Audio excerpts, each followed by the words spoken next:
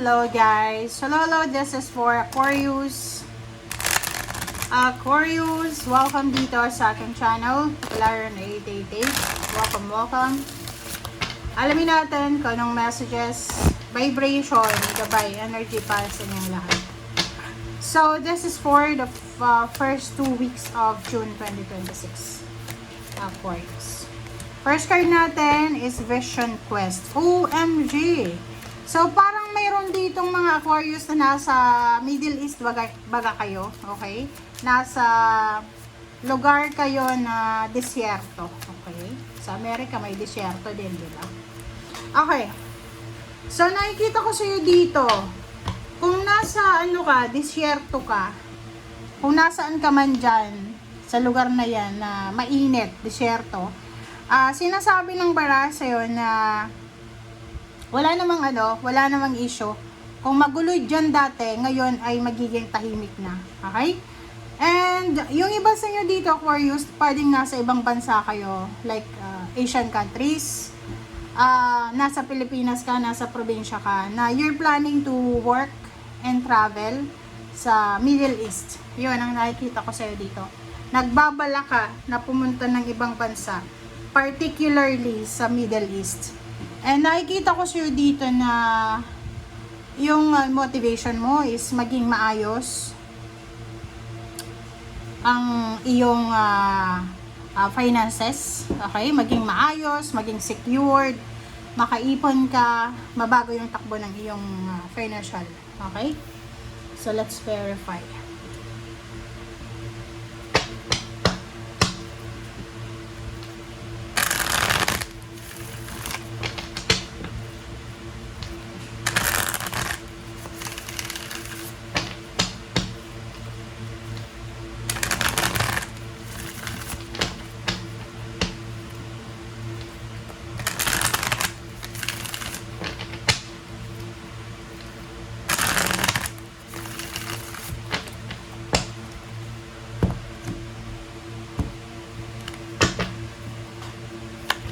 Okay, spiritual union.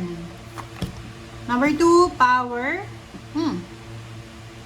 And OMG, ang ganda. Prosperity begins. Okay, kung makikita nyo dito guys, parang nakafocus siya sa buhay mo, personal. Okay? Tingnan mo siya. Sinasabi ng bara sa'yo dito na yung relationship mo with someone, it's either you are in a relationship, boyfriend, girlfriend, live-in partner, asawa, parang ganon. Nakikita ko yung power. So, pareho kayong powerful ngayon. Masasabi natin dito na marireclaim nyo pareho yung power. So, wala namang sinasabi ditong pera. But, nakikita ko sir dito, emotions, baby, kasal, parang ganon. Tingnan nyo siya, oh. Sinasabi ng barahan na posibleng nagbabalak ka.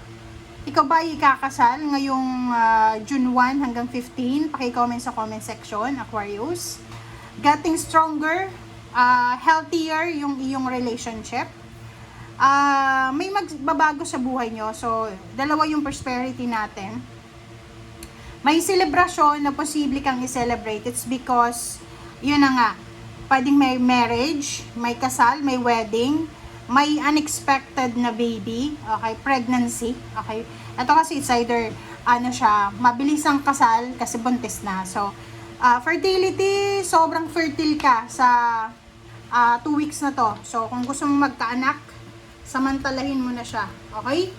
So, yun, Aquarius. OMG, ang ganda. Dito sa mga Aquarius, babae man or lalaki kayo, na you're planning na to get married, magiging sobrang visible siya ngayong 2 linggo.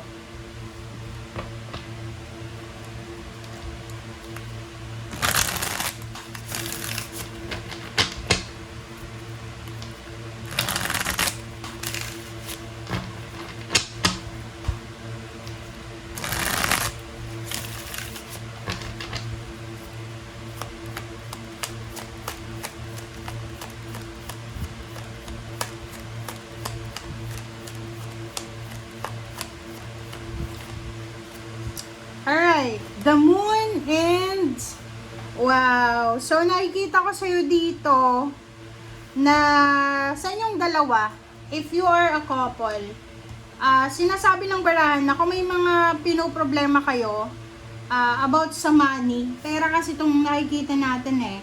So, if ever lang na may pinoproblema kayo sa pera, both sa inyong dalawa, sinasabi ng barahan sa'yo na wag kang mamroblema. Wala kang dapat na problemahin kasi the King of Coins is here. Sinasabi ng baraha kung business person kayo pareho, possible na makuha nyo yung prosperity na abundance sa usaping business. Okay?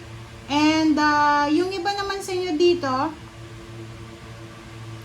sinasabi ng baraha sa'yo, wala kang dapat ikatakot kasi sobrang successful ang pinaplano nyo. Okay? Yun. Ang ganda ng baraha mo. Okay, power. Tingnan natin. Sa power na to, talagang ang pinaka-visible according sa 3 cards na katabi is relationship talaga.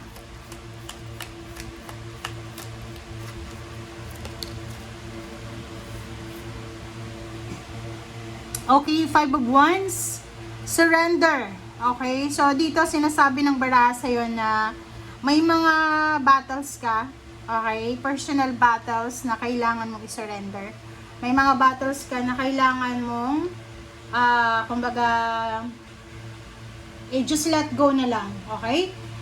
Sinasabi ng baraha sa'yo dito na minsan mas okay na wag mo nang i-let go mo na lang yung mga bagay-bagay sa buhay mo. Okay?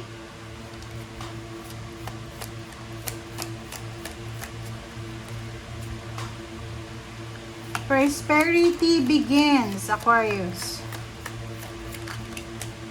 Yun naman talaga eh, magiging powerful tayo kung wala tayong mga baon-baon, 'di ba? So, ito kasing 5 of Swords, sinasabi ng barahan na huwag kang masyadong magi-expect kasi pag nag-expect ka, ibig sabihin wala kang power. Binigay mo na yung power sa ibang tao kasi you're expecting eh.